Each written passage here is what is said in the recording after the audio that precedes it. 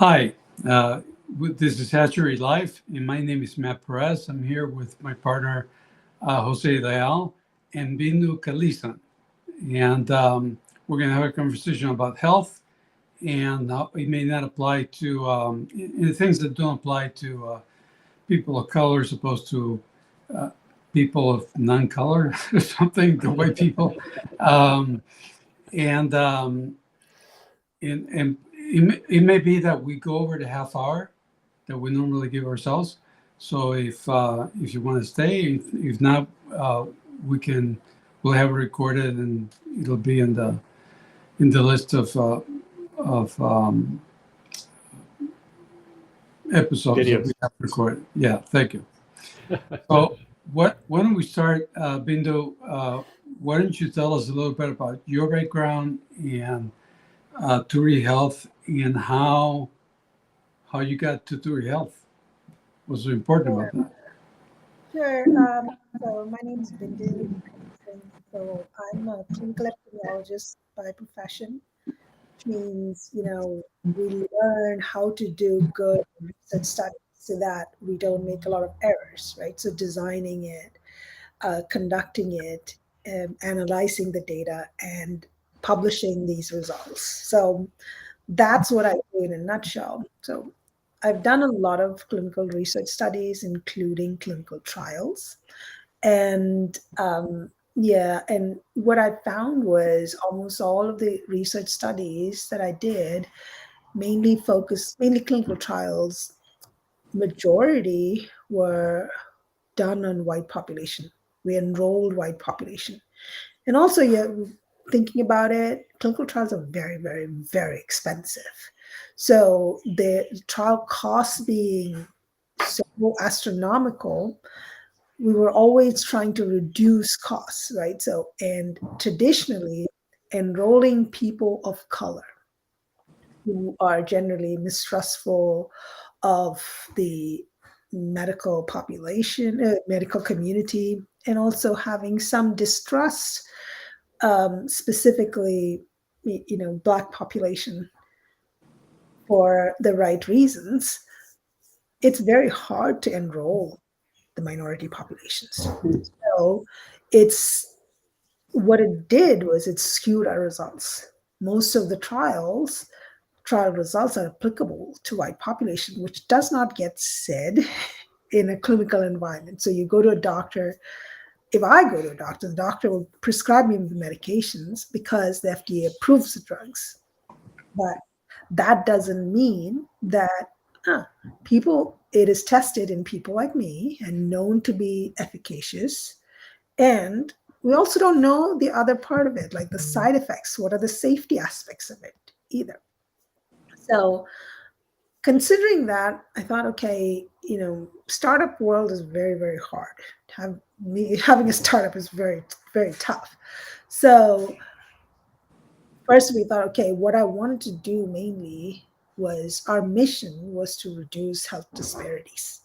So where do we start reducing health disparities? Primarily, it's chronic diseases. And what I know to do best is to do clinical trials. So founded a company along with my husband, who's always been my partner in crime for all these things. We put our money together. We pooled our money, took out almost everything and put it into the company. And we're trying to grow the company so that we can do decentralized clinical trials, first of all, by connecting people of color, which means not just Black population, but also other population subgroups. Introduce them to clinical trials and conduct them in a way that it is less expensive. When I say less expensive, most of the trials, like the median, is around $30 million to conduct a clinical trial. Wow. Yeah, that's a lot of money. But decentralized clinical trials can reduce that by 1/10 to a 1/10. So that's like, that's substantial, right? Yes. Substantial reduction in costs. But at the same time, not all drugs can be studied using decentralized clinical trials too. So there are some some trials treatments that are not amenable for this specific method. but we still can reduce the costs and also get people who are currently non-represented into these clinical trials. Without getting into any trade secrets or anything, why is it so expensive, and how do you bring it down? Okay, that's the $1 million question, right? So It sounds like it's a $30 million question. Yes, yeah, the $1 million question, really. Or so clinical trials is overall a price insensitive environment. So number one, the most amount of money goes into enrolling patients. So to enroll one patient, the median cost around $6,500. Wow. Right?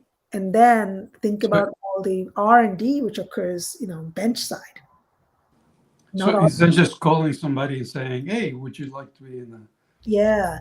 And the traditional approach is this.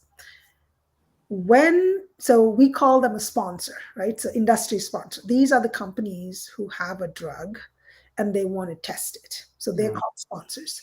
So the sponsors would be reaching out to several sites where they can enroll their patients. So it could be universities, some specific clinical settings. So we would go there and then we'll set the site up for clinical trial. So that's a very, very expensive part. Okay. Because they have the patients and then they can monitor this patients.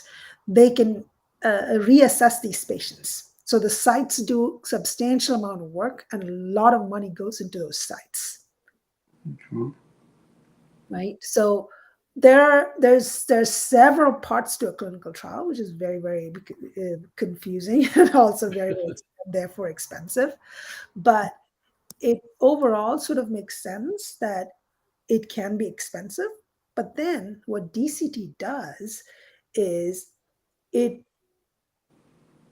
does remote patient monitoring. And then what we will do is we are trying to collaborate with another company where we can collaborate with them for obtaining our patients directly. So instead of being site-centered, we want to be patient-centered, which means take care of the patient directly. So we're not going there with a Band-Aid called clinical trial and saying, yep, you know what? Come on. We're going to do a clinical trial on you. Go.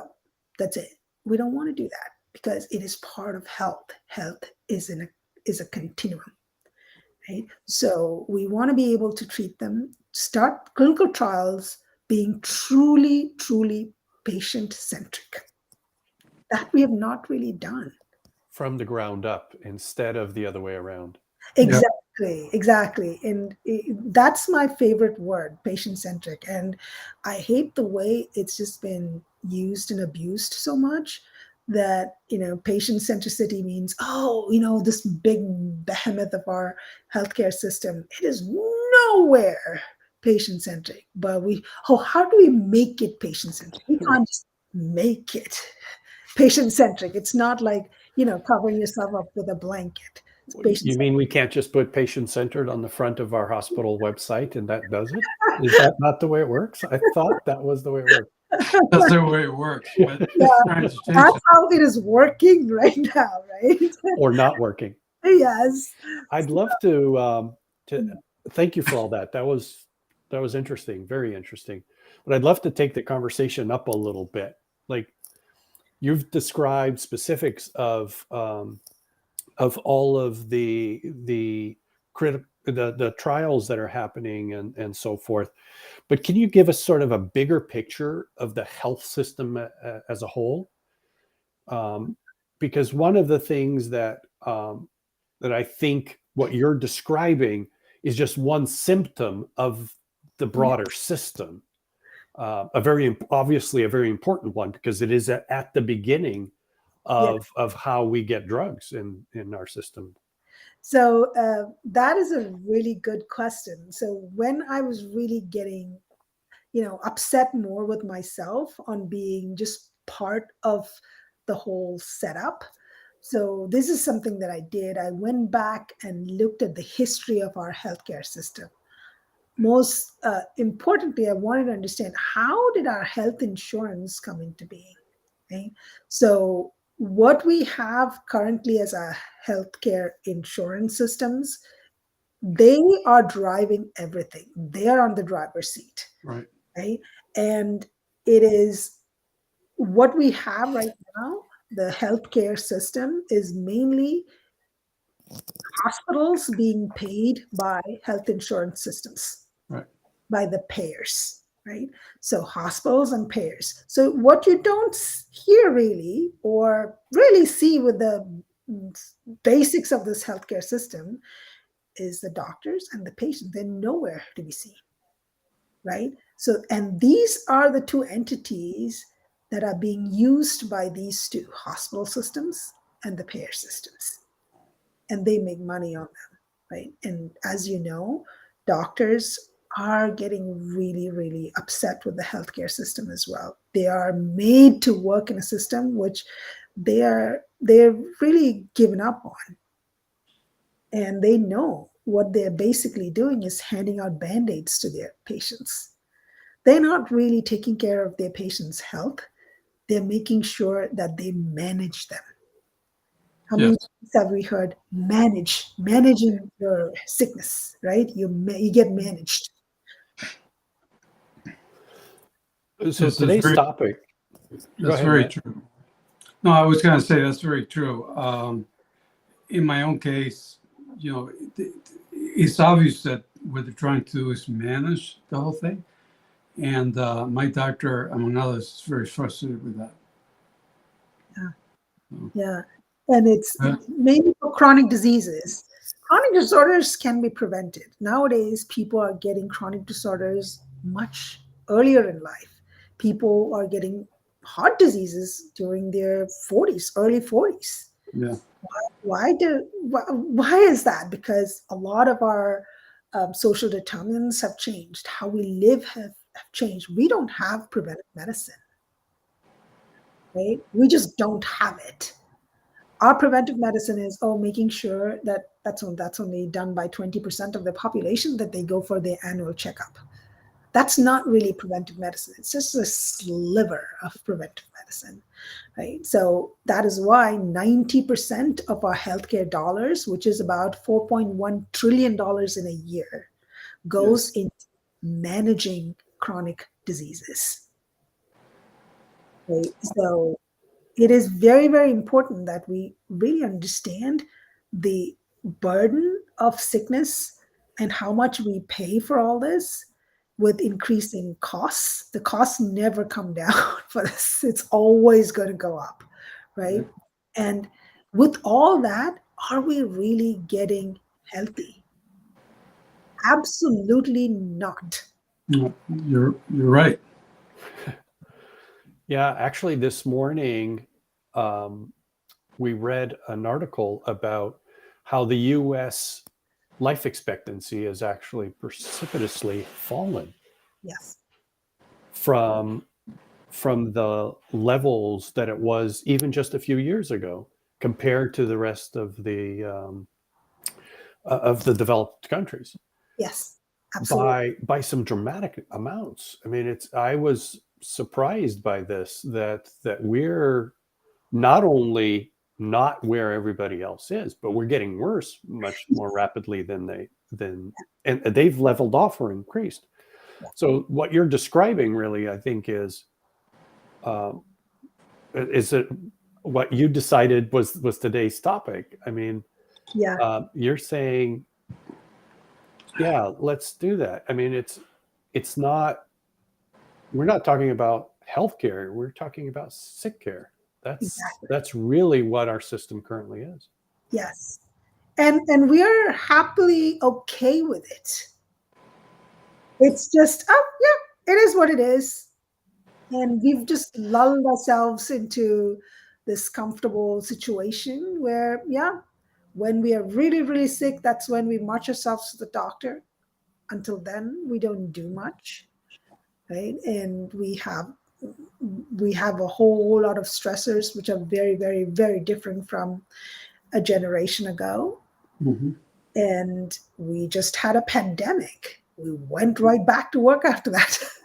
But there's a lot of residual illnesses around. So I got COVID 3 times, and then I got long COVID. So I suffer from this chronic disorder, and it's very hard for me. Daily living is hard.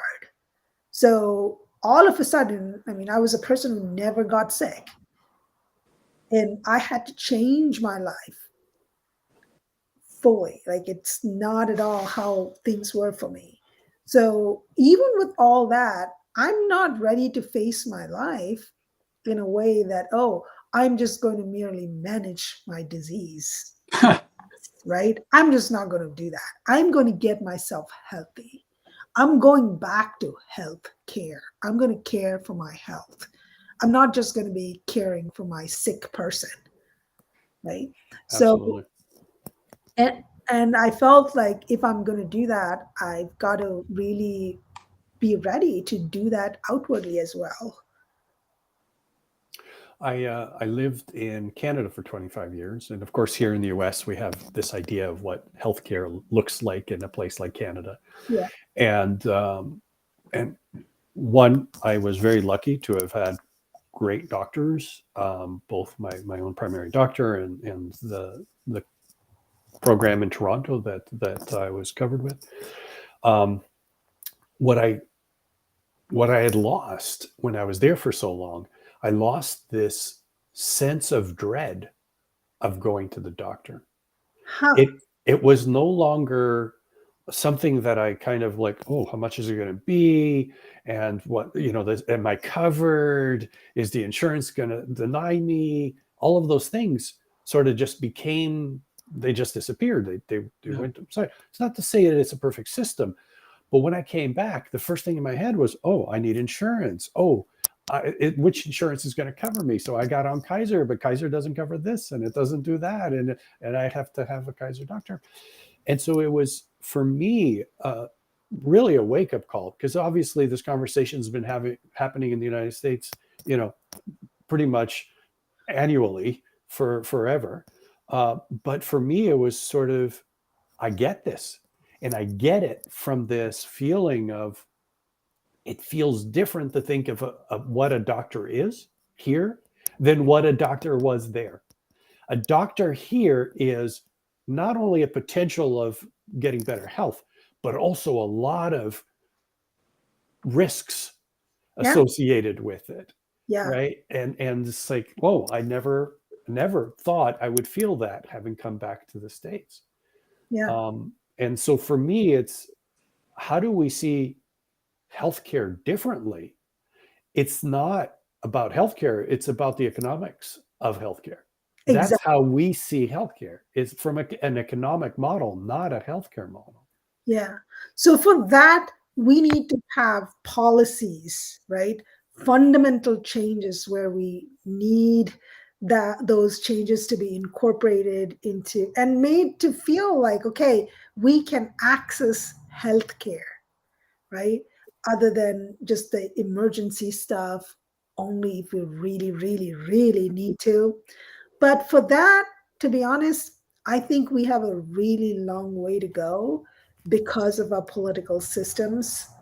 And I think there's a lot of interest everywhere to capitalize on the current healthcare system as it is. And part of it, I do think it is, digital health, the revolution which has happened right now during the pandemic has in fact worsened it in its own way. But in some ways, it has made things easier too. But this is what I worry, and I've seen that. So let's say we decide digital health companies are about choosing one little sliver and then, okay, let's try to fix it, right? With technology, right? So considering that using technology to fix that little sliver, because healthcare is such an interconnected beast, there are always ripple effects. Like you do some small changes here, something else happens on the other end. And we don't take that into consideration. And these so-called innovations can actually be hurting other parts. Could you give us an example of Yeah, that? yeah. So this is what I thought, like, like mental health care companies. I don't want to name anybody, but they're trying to really, there's a demand. People need better mental health care. It's very, very hard to find a very good therapist or a psychiatrist. It's Yes. very hard. So these digital health companies came in and improved access. Okay. Now we have access. But then that access turned into a lot more people taking more drugs rather Oh, than, right? So in that case, is that the really right way to go about it? Right? Right. And we don't really think of it like that until we hit it.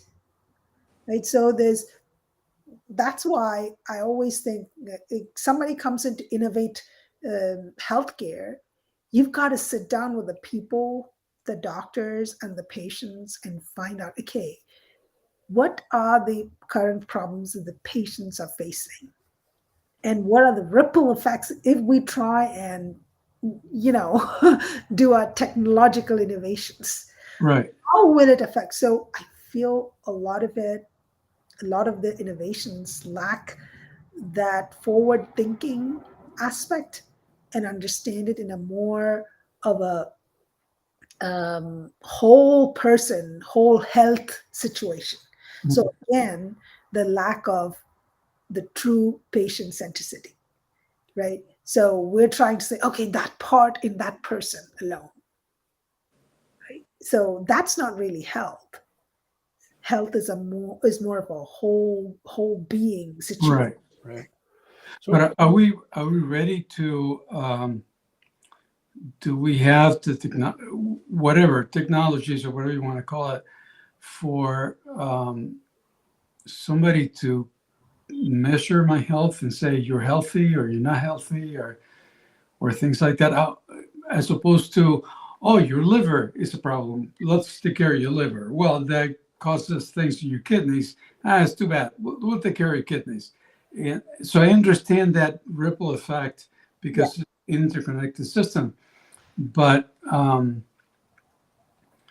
maybe it's my lack of, my narrow experience in the U.S. But um, I don't feel like there's a way of saying you're healthy, and we're going to take care of your liver and prevent your kidney from getting sick.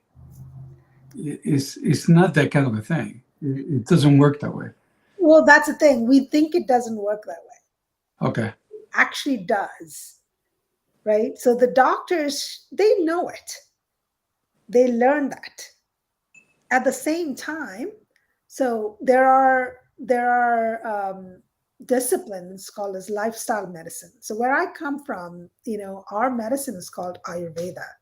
It's a wellness situation. It's a wellness science, and we spend a whole lot of money on wellness, right? So you'll see, like, Indian people and good health, we make sure that we spend a lot of it, a lot of our time, our energy, and our money on that, right? We don't see that here. And Ayurveda is been it sort of changed its way and they call it the lifestyle medicine. So there's functional medicine, understanding the root cause and understanding the patient from their culture, how people eat, what they eat, where they live, and all that is important, because it's not just the genetics alone that is important, but it is all these social determinants of health Yes. around a person that is more important than genetics or, any of the genetic stuff that we hear so much, because the effect size in genetics is so tiny. It helps only very small numbers of people, but it really does not help that much in the sense that if you look at real understanding of the social determinants of health, that can help change a person's health. Like, Absolutely. so there is a way to do it, but we're lulled into that sense that, oh yes, the body is very interconnected, so it's very hard to not damage the other organs when you're trying to treat one organ. One of the things that we're doing at Radical and with our hatchery is reimagining how we can work together in a way that isn't imposed on us. Yes. Right? Yes. And what you've described from the healthcare perspective is healthcare is imposed on us by those two parties, the payer and the hospital systems. Sickcare. The Sickcare. Yeah, thank you. The Sickcare. Exactly. And obviously they have interests. They're all owned by investors. Yeah. And they're all seeking to make profits off of those investments. And that's the primary focus of both of those parties. Yeah. Obviously, patients are trying to get healthy. Doctors are trying to serve those patients and make money in the process. Obviously, I mean, it is the world we live in. But part of what we're trying to do is both learn from people like yourself and have the conversations around, can we, as human beings, as people, actually recreate the organizations we work in and the systems of organizations that we live in. Right. And is this something that you think could happen in the healthcare? Could we reinvent healthcare from the bottom up as people and doctors together, not by trying to fix the current system? As you've just described, you said, well, we need new policies. That's going to be really tough when the interests are not for new policies. The interests are for keeping the system as it is. Yeah, you are right. So the interests are not aligned, right? They want the status quo so that they keep making money. And I'm not against making money. I like money as much as any other person.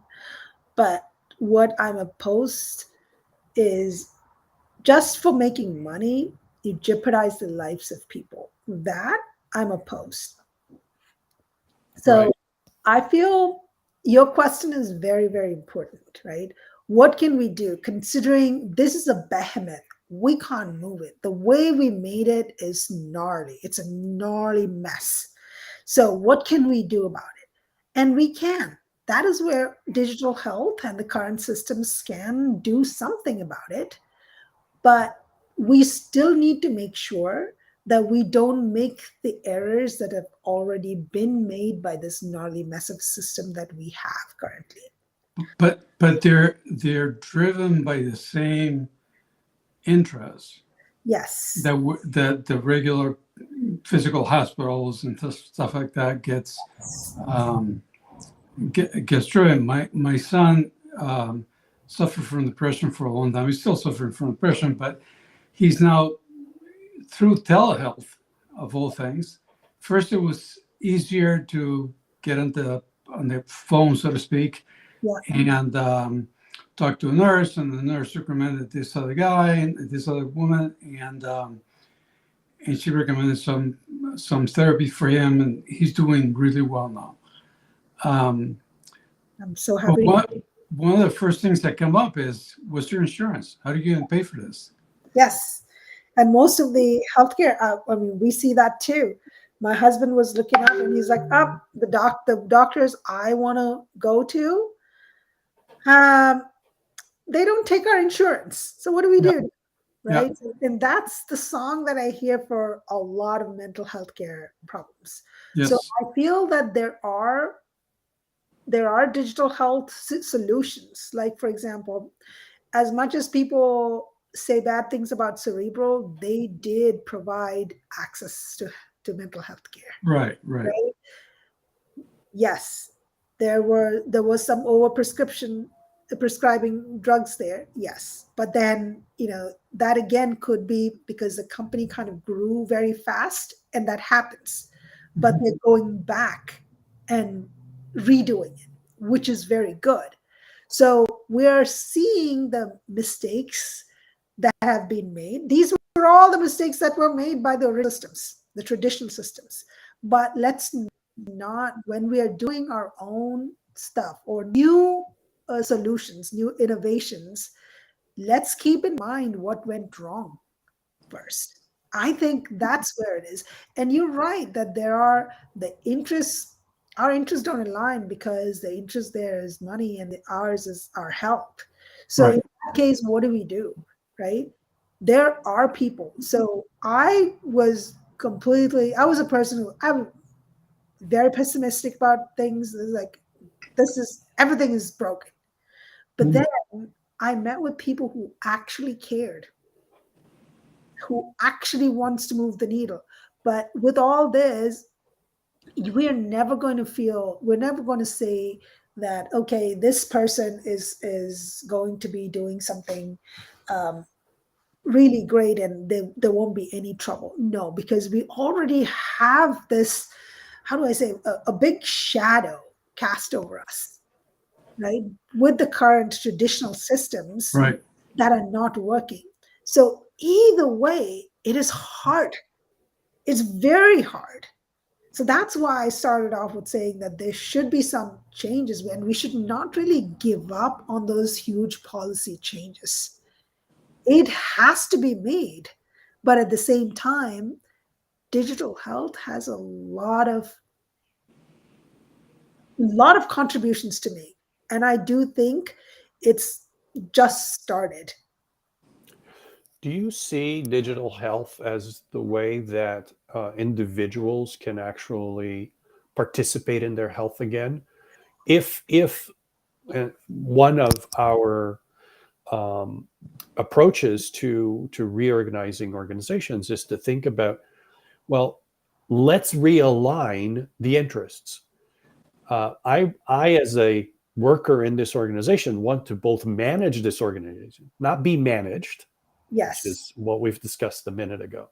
I want to be a co-manager in this organization, not to be managed by someone else. And second, I don't want to be a participant in an organization that I don't benefit Yes. from the success of this organization. So I want to be a co-owner.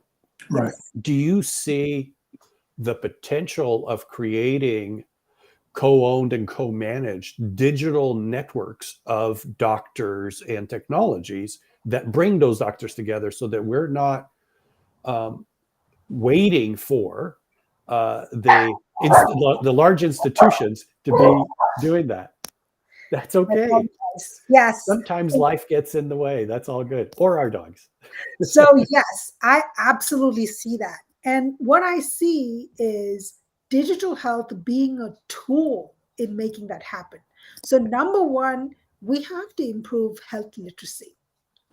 That is what is lacking for all of us, right? Because there are a lot of unknowns about our own health, right? And when you say we want to co-own and co-manage our health, that's it seems like a big ask, but it's actually a very fundamental thing. Yes. Right? And in order to get there, first we have to have the knowledge and the understanding of the things as it is, and also what we can do to reclaim it. So we can reclaim our health by co-owning and co-managing our health, by using digital health as a tool and having the right health literacy. By creating a health system ourselves. Exactly. As part owners of this new digital possibility. But how do we get away from the insurance company being the intermediary and paying for the service? And I got some experience with this. I worked at at a hospital that was owned by the different doctor groups, like radiologists and cardiologists. They owned the whole thing. Yeah. And but eventually they wanted the regular pay to come in the door rather than, a lot of money for this and a little for that and a lot of money for this. They wanted that regular pay to come in. Yeah. And that more and more they ceded power to the insurance companies. Yes. You're 100% true. What you're saying is 100% true. So recently, a couple in the 80s. So the gentleman, he had a heart problem. He was having a hard time breathing. He's in his 80s. Okay, early 80s.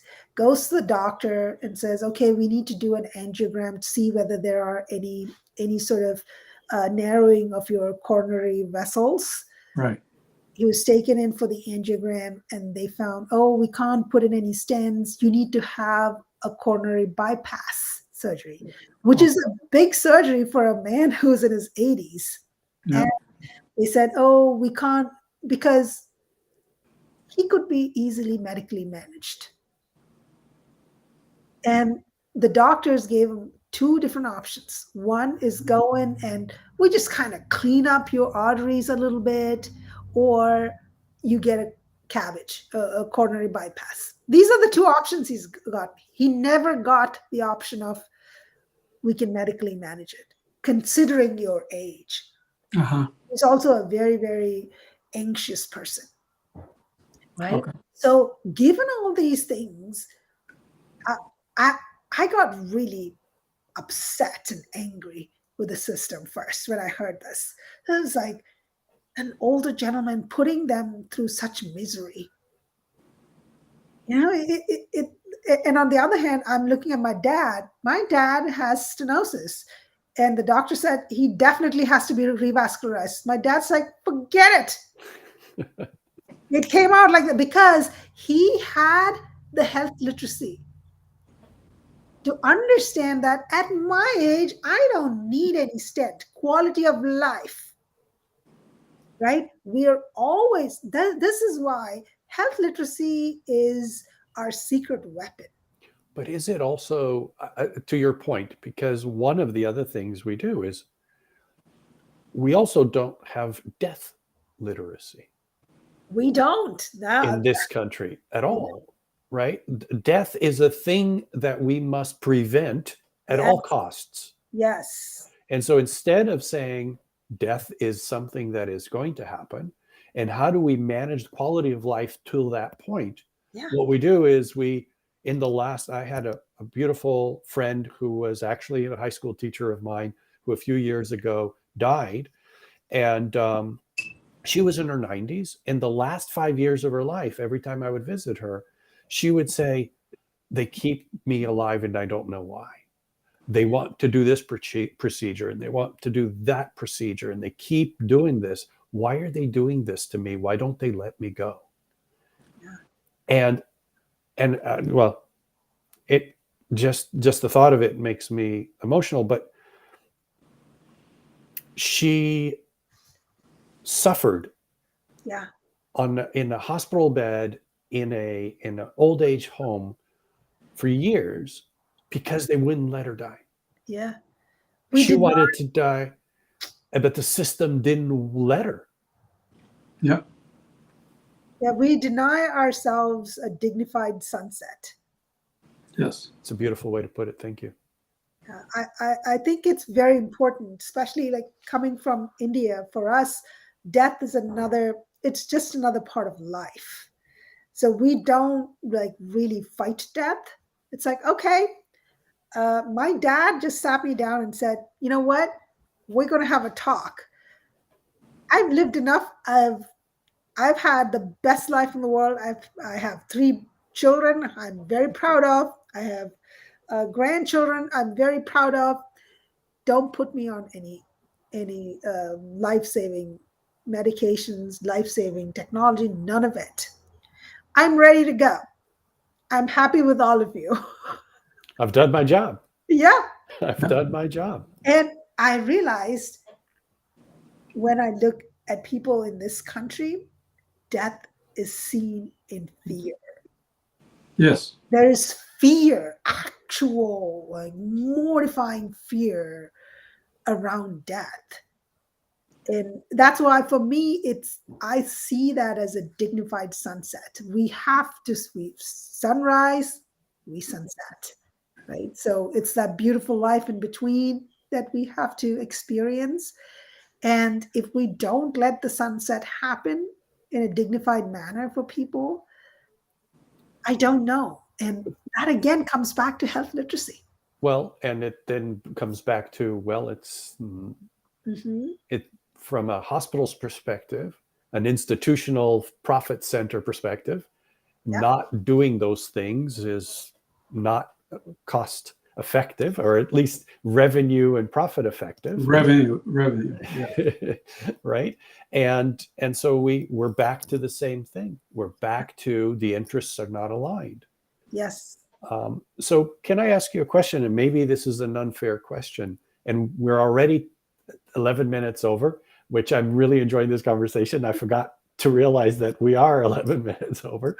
So thank you, Bindu, for this. Sure. But is it possible that patients can be given the opportunity to co-own, co-manage their health by working outside of the current system? There are so many people that are not insured.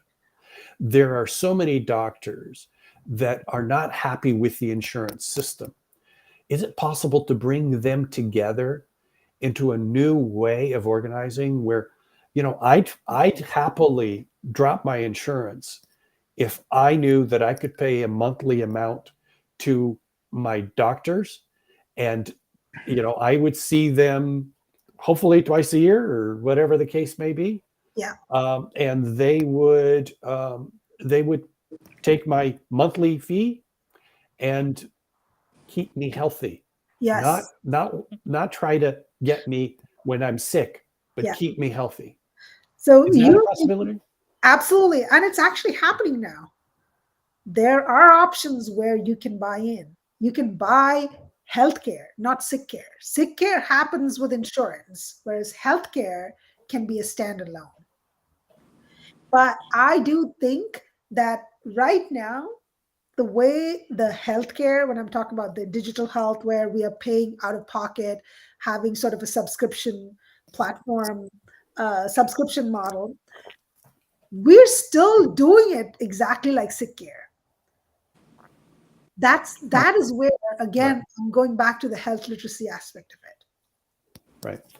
Everything, at least in my opinion, it hinges on one thing: health literacy. What we actually deserve. We never think about that. Like, nobody asks that couple, what do you want? Yes. Right? So the person doesn't matter there. And will that person be able to articulate what they want in a fully informed fashion? Until and unless we get to that, we cannot make any other changes, because we are not advocates for ourselves. So that's the starting place. That's the point of starting. Yes. We have Are there movements around that? I think there are. I think there are people who are trying to heal, reverse diabetes, right? And like I started growing mushrooms, like gourmet mushrooms, doing lion's mane, and I had a lot of mental health issues. Now I got myself out of every medication. It's wonderful. Yeah, just mushrooms. I grow them and I eat them. On your farm? Yes. In what state did you say it was? South Carolina. South Carolina. Yeah.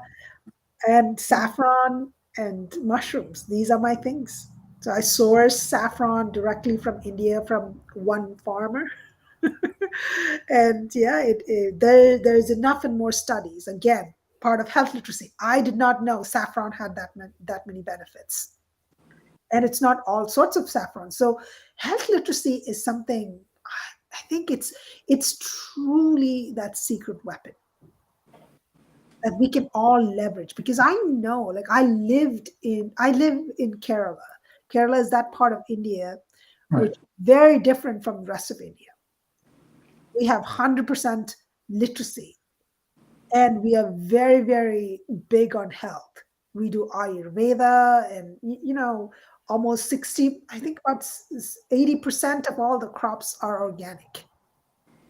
That's just the way of life.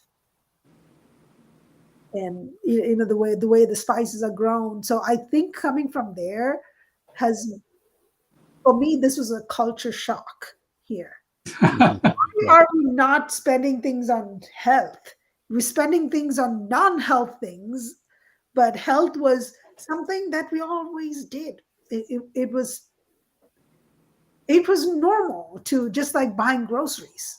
Well, it seems to me that our culture is about outsourcing our health. Yes, that Right? is We don't worry about our health. It's not a cultural conversation that we have. I mean, we all complain about our diseases and everything else, but we don't talk about our health care as if it's something that we control.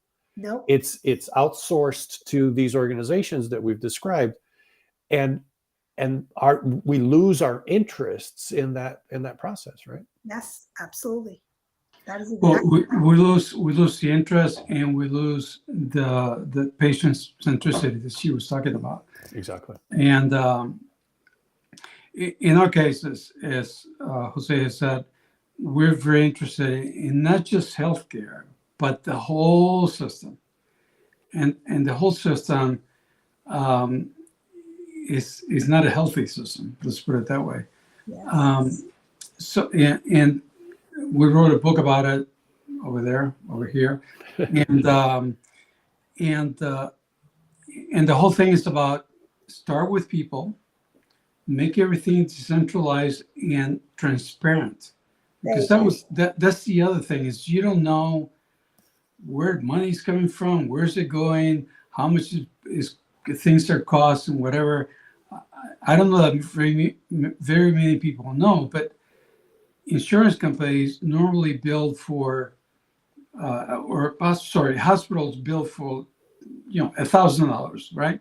And they get paid $300. Yes. Um, Yeah. and that's part of the problem, because there's no reality injected in there. It's just, well, we know we're going to get paid $300, so let's make it 1,000, so it goes back to 300. It's almost like a game you pay, but the thing you get out of the system is you get very steady pay from the insurance companies. Yes. That's because there's the hospital overall, which used to be owned mostly by doctors, not anymore, but and they depend on that income. Okay, so if we went to a co-owned system of some sort, then the only person to deal with is the patient, the me, and that's what we'd like to get to. So among other things. So yeah. I think I'm going to be the clock guy this time, because it's we've already hit 48 minutes. What do you say we wrap it up there, Bindu? Thank you so much. It's been a real pleasure. Same here. It was very nice chatting with both of you. And I hope you get to speak with as many people and make some progress by talking to different people and finding solutions. Yeah. We'll probably want to talk to you again. Yeah. Absolutely. I'd love and to. This isn't about us doing this. This is about our community doing this. And thank you. Right. You're now part of that community. So Thank you. Spread the word. Let's get out there and be radical about what needs to happen. Absolutely. Thank you. Before we go, next week's show is Landis White, co-founder of CoPlace, an inside-out approach to real estate and social impact. I don't know how those two mix, but we're going to find out. And and looking forward to the episode next week, but really, really excited by the conversation we've been to this week. Thank you. Thank you, Bindu. Bye.